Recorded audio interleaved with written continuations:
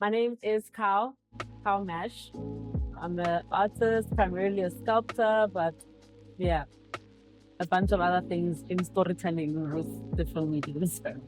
So fresh out of high school, I decided I didn't like the nicknames that people gave me. So I was like, I'm gonna be Cow because Mama Nampita Cow for Cowken or short for Cowken, as she called me. Cow or Cow. But obviously she didn't spell it C-O-W, but I was like, I'm a creative person. I'm gonna align myself with the cow. So I started COW, went vegetarian, had like my hair in the tail, got the bull ring, got the. So obviously very obsessive. And yeah, that led into my persona more than my work. And then while developing my creative practice, I guess I like telling stories that were within me or about myself. So eventually they came together and I started speaking of my experiences through cow metaphors, right? And then there's a lot of like spiritual, magical things that came in connection to how I've named myself now Cow, such as my grandmother, who I hold her second name, right? Motepa. She so their clan animal is the cow. And I asked her what the praises of my name mean. And the first sentence speaks about my great great great grandmother Motepa, who farmed and she harvested black melons. Right. So I was like, oh my God, black melons. And at the time I was already fully wearing black. I was already making black work. And it was just out of aesthetic. But then it felt like there was like a spiritual sort of like, oh, I've been making with like a reason, even if I wasn't aware of it. So like some kind of spiritual collaboration. So because there was the spiritual affirmation that came from my grandmother about the color black, like I I felt like I was already working within the storyline of my matrilineal lineage, but it was affirmed by how she nodded when I said, "That's why I wear black." And she was like, mm-hmm. And I was like, okay. And I think, yeah, because of that, there's a soul tie to the color black. When I started making my work, I was automatically drawn to the themes and theories of feminism and how they will and how they sort of influence, or let me say, speak to my discomforts growing up as like a female child and my gender expressions, right? I didn't necessarily want to be called a tomboy, but I didn't feel like I expressed myself femininely.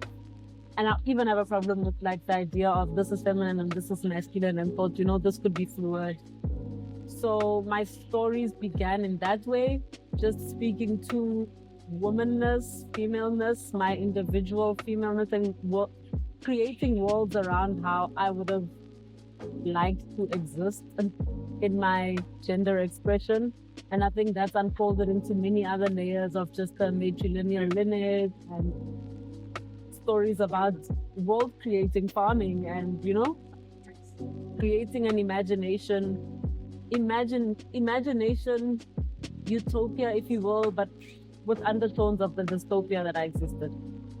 If we just think about our everyday complaints about the world, politics, capitalism, colonialism, like being black, being different, being female, being black female, being at the lowest of the low because of these categories that people have created around my body.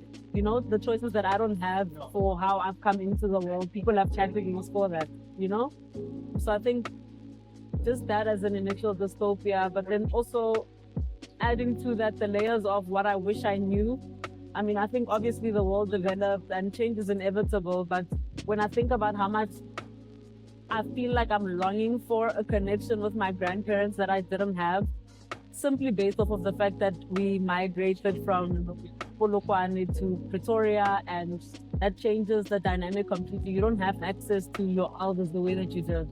Your language changes, you start speaking more English than what you did. And then by the time you do have time with your grandparents, you don't have the language currency to get what you need from them.